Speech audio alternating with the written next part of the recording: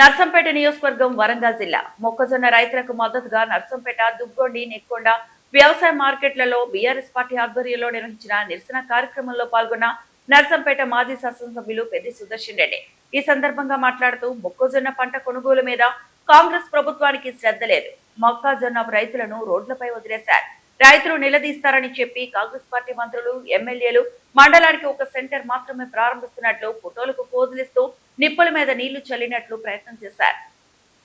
రైతులు ఎక్కువ విస్తీర్ణంలో పంట పండించారు. ముఖ్యంగా అసైన్మెంట్ భూములు కానీ ఫారెస్ట్ భూములు కానీ ఇతర సంపూర్ణమైన హక్కులు లేకున్నా స్వాధీనంలో ఉన్నటువంటి భూముల్లో కానీ మొక్కజొన్న పంట మరో 2 లక్షల ఎకరాల్లో అదనంగా వచ్చింది. మొత్తం 40 లక్షల మెట్రిక్ టన్నుల మొక్కజొన్న పంట వస్తుందని చెప్పి అంచనా ఉన్నా తెలంగాణ రాష్ట్ర ప్రభుత్వము ముఖ్యంగా మార్కెటింగ్ శాఖ వాళ్ళు పూర్తిగా విఫలం చెందారు. అసలు ప్రణాళిక లేదు, రైతులకు చెల్లింపులు లేవు. మార్క్ఫెడ్ సంస్థ కొనుగోలు చేస్తాయని చెప్పి ప్రకటన చేసింది తప్ప అసెంబ్లీ నడుస్తున్న సందర్భంగా బీఆర్ఎస్ ఎమ్మెల్యేలు గొడవ పెడితే మొక్కజొన్న కంకులను కూడా అసెంబ్లీ లోపలికి అనుమతించలేదు. అప్పుడే అర్థమైంది మొక్కజొన్న పంట మీద తెలంగాణ ప్రభుత్వానికి కాంగ్రెస్ ప్రభుత్వానికి శ్రద్ధ లేదు, వదిలేసిల్లు అని చెప్పి. అయినా రైతులు నిలదీస్తారని చెప్పి ఇవాళ కాంగ్రెస్ పార్టీ మంత్రులు కానీ ఎమ్మెల్యేలు కానీ మండలానికి ఒక సెంటర్ను మాత్రమే ప్రారంభిస్తున్నట్టు ఫోటోలకు పోజులు ఇచ్చి ఇవాళ నిప్పుల మీద నీళ్లు చల్లేటువంటి ప్రయత్నం చేశారు. ప్రభుత్వ ఉద్దేశం ఏంటంటే మార్కెట్ ద్వారా మొక్కజొన్న కొనుగోలు క్వింటాకు 2400 మద్దతు ధర చెల్లిస్తామని చెప్పి ప్రభుత్వం ప్రకటించగానే ప్రైవేటు ఎవరైతే ట్రేడర్స్ ఉంటారో వాళ్ళు ధరలు పెంచుతారు కావచ్చు. పెంచగానే రైతులు మొత్తం కూడా ప్రభుత్వం మెడకు పడకుండా తప్పించుకోవచ్చు అనేటువంటి ఒక చిల్లర ఆలోచనకు కాంగ్రెస్ ప్రభుత్వం తెరలేపింది తప్ప ఈ మార్క్ఫెడ్ సంస్థ కొనుగోలు విషయంలో ఎన్ని టన్నుల కొనుగోలు చేస్తారు, దిగుబడి ఎన్ని లక్షల టన్నులు వస్తుంది, కొనుగోలు చేసినటువంటి పంటను ఎక్కడ గోదాములలో నిల్వ ఉంచుతారనేటువంటిది గోదాము స్పేసు నిర్ణయం జరగలేదు ఇప్పటివరకు. ట్రాన్స్పోర్ట్ సక్రమంగా లేదు ఇప్పటివరకు. ఆ తర్వాత ప్రభుత్వం ఇప్పటివరకు మార్కెట్లో మొక్కజొన్న కొనుగోలు మీద రాష్ట్ర ప్రభుత్వము రేవంత్ రెడ్డి ప్రభుత్వము జీవో కూడా విడుదల ఈ నిమిషానికి చేయలేదు. నేను ఛాలెంజ్ చేసి కాంగ్రెస్ పార్టీ ఈ జిల్లా మంత్రులకి కొండా సురేఖ గారు, సీతక్క గారు, స్థానిక ఎమ్మెల్యే దొంతి మాధురెడ్డి గారికి నేను ఛాలెంజ్ విసురుతున్నా. పంటల ప్రొక్యూర్మెంట్ విషయంలో, కొనుగోలు విషయంలో జీవో విడుదల చేయకుండా కొనుగోలు చేయడం అంటే మీ ఉద్దేశమే రైతులను ముంచడము. రైతులను పిచ్చోళ్ళు అనుకుంటున్నారు మీరు. రైతులు ఎగబడితే మీరు తిరగలేరు.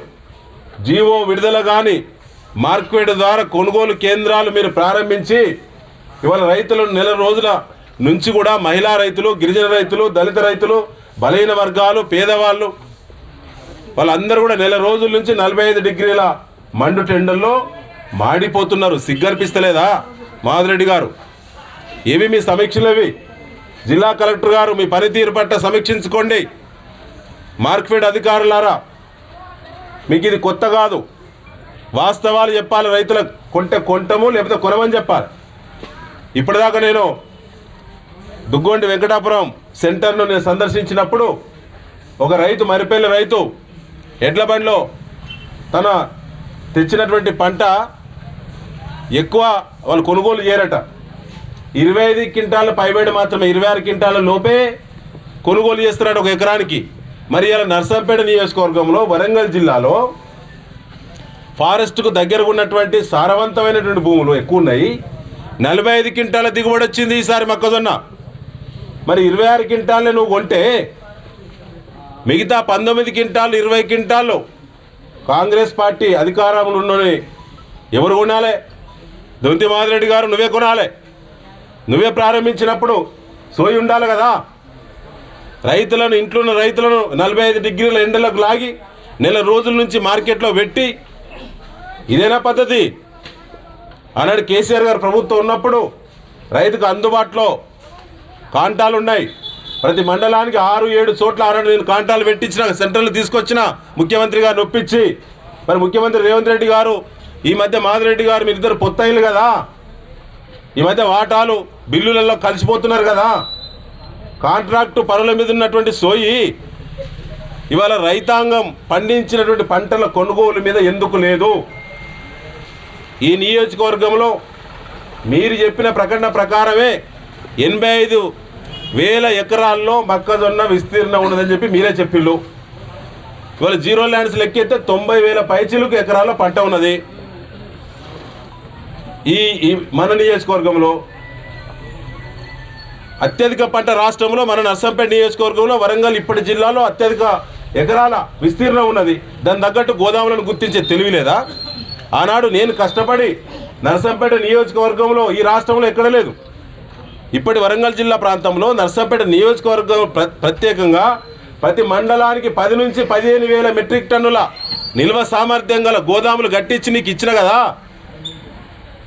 ముందు సోయి ఉండదా అధికారులకు? మీకు పంట ఎన్ని ఎకరాలు వస్తుంది, ఎంత దిగుబడి వస్తుంది, దాన్ని సక్రమంగా కొనుగోలు చేసి సకాలంలో గోదాము కూతవేటు దూరంలో 1,00,000 టన్నుల గోదాములు పెట్టి ఇచ్చిన నీకు ఈ నియోజకవర్గంలో. రాష్ట్రంలో ఎక్కడ లేదండి. నేను ఛాలెంజ్ చేసి చెప్తున్నా. ఇప్పటివరకు గోదాముల మీద సమీక్ష లేదు, ట్రాన్స్పోర్ట్ వాడు నిలకడగలేడు. ఎక్కడిదక్కడే నెల రోజులు బట్టి ఎదురు చూస్తుంటే ఎందుకు సోయి లేదు? ఆలోచన చేయాలి రైతులు కూడా. ముఖ్యంగా మిత్రులారా, ఇవాళ మొక్కజొన్న రైతులు పడేటువంటి బాధ అంతా ఇంత కాదు. నీ నియోజకవర్గం మొక్కజొన్న రైతులు పండించిన ప్రతి గింజ 2,400 రూపాయలు కొనాలి. ఇలా రాష్ట్రం మొత్తం ఒకసారి అంచనా వేస్తే వాళ్ళు కొనేది 26 క్వింటాలు అయితే మరి మిగతా 20 క్వింటాలు ఎవరు కొంటారు? ముఖ్యమంత్రి రేవంత్ రెడ్డి అయ్య కొట్టాడా? మద్దతు ధర కొనుగోలు చేస్తానని చెప్పినావు కదా. మాదిరెడ్డి గారు, మీరు పేజీ నెంబర్ 8 మేనిఫెస్టోలో ఏం వాగినావు అప్పుడు ఎన్నికల ముందట? పేజీ నెంబర్ 8లో మొక్కజొన్న పంటకు కూడా 270 రూపాయల బోనస్ కూడా ఇస్తానని చెప్పినావు. సోయి ఉన్నదా? ఇలా బోనస్ ఎగ్గొట్టినావు కానీ కనీసం 2,400 రూపాయల మద్దతు ధర దిక్కు లేదు. ఇలా 1,700, 1,800 ప్రైవేట్లో అంటే 600 రూపాయలు, ఇలా 700 రూపాయలు లాస్ అవుతున్నారు రైతులు. నర్సంపేట మొక్కజొన్న రైతులు 600 వేసుకున్నా తక్కువ నర్సంపేట నియోజకవర్గంలో ఇవాళ 90,000 ఎకరాల పంట ఉంటే ఎకరాకు 40 యావరేజ్ దిగుబడి చేసుకున్నా ఇవాళ 3,60,60,000 టన్నుల మొక్కజొన్న ఒక నర్సంపేట నియోజకవర్గంలో దిగుబడి వస్తున్నది. అంటే మీరు ఒక టన్నుకి 6,000 రూపాయలు లాస్ అవుతున్నారు. 3,60,000 టన్నులకి ఇవాళ నర్సంపేట నియోజకవర్గంలోనే 18 కోట్ల రూపాయల లాస్ అవుతున్నారు నర్సంపేట మొక్కజొన్న రైతులు. మీ తెలివిలేనితనం వల్ల, మీకు ముందు చూపు లేని వల్ల, రైతుల మీద మీరు ఆలోచన లేని వల్ల వీళ్ళు లాస్ అవుతున్నారు. ఇలా ప్రైవేట్లో అమ్ముకున్నా మీరే బాధ్యులు. ఎకరాకు 600 చెల్లించాల్సిందే రైతులకు క్వింటాకి. అంటే ఒక ఎకరాకు ఎంత లాస్ అవుతున్నారు? 20 క్వింటాలు అమ్మితే 2,6,12,000 లాస్ అవుతున్నారు. ఎకరాకు రైతు 12,000 లాస్ అవుతున్నారు. కేవలం కొనుగోలులో జరిగినటువంటి తప్పుడు నిర్ణయాల వల్ల, ప్రభుత్వానికి తెలివిలేనితనం వల్ల. నేను ఎంక్వైరీ చేసిన మార్కెట్ ఎండి తోటి, వాళ్ళతో మాట్లాడినా. నేను పోయిన వానకాలం తీసుకున్నటువంటి మొక్కజొన్నట టెండర్లు పిలిచినట. ఆ టెండర్లలో ఎవడో రావాలి, దాని రింగ్ కావాలి. మళ్ళీ సివిల్ సప్లై డిపార్ట్మెంట్లో జరిగిన కుంభకోణం లెక్క ముఖ్యమంత్రి, సంబంధిత మంత్రులు, రాష్ట్ర ప్రభుత్వ పెద్దలు కుమ్మక్కు కావాలి, అలా కొట్టాలి. దాని తర్వాత 90 రోజులకు టెండర్ దక్కినోడు 90 రోజులకు చెల్లింపులు ఇవ్వాలి. ఆ 90 రోజులకు చెల్లింపులు వచ్చిన తర్వాతనే ఇప్పుడు కొనుగోలు చేయబడ్డటువంటి రైతుకు డబ్బులు వేస్తారట. ఇంత సూయలేనితనమా? ఇవాళ ప్యాడి పరిస్థితి అట్లే ఉన్నది. ఇవాళ మొక్కజొన్నకైతే మండలానికి ఒక సెంటర్ పెట్టడానికి సిగ్గనిపించాలి కదా అధికార పార్టీకి. ఆనాడు నేను ఉన్నప్పుడు 42 సెంటర్లు నర్సంపేట నియోజకవర్గంలో 42 సెంటర్లు మార్కెట్ ద్వారా కొనుగోలు కేంద్రాలు పెట్టి ప్రతి గింజ, ప్రతి క్వింటా మద్దతు ధర చెల్లించింది ఆనాటి ప్రభుత్వం. ఖచ్చితంగా దీనికి కాంగ్రెస్ ప్రభుత్వమే బాధ్యత వహించాలని, నష్టపోయిన రైతులకు మద్దతుగా, ఇవాళ ఎదురు చూస్తున్న రైతులకు మద్దతుగా బీఆర్ఎస్ శ్రేణులు అడుగడుగున మద్దతు నిలబడాలి. ప్రతి నిరసన అద్భుతంగా అందరూ కూడా ముందు వరుసలో ఉండి చేయాలి.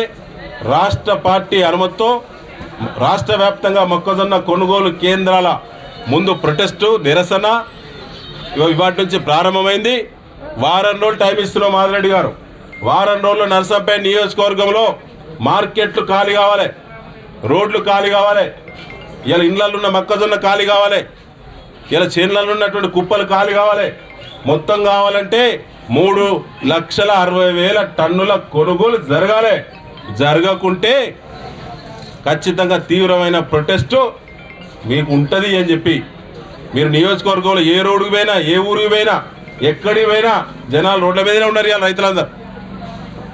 దానికి మీరే బాధ్యత వహించాలి. తీవ్రమైన నిరసనలు వారం రోజులకు ఉంటుంది ఖచ్చితంగా అని చెప్పి నేను తెలియజేస్తూ ముగిస్తున్నాను.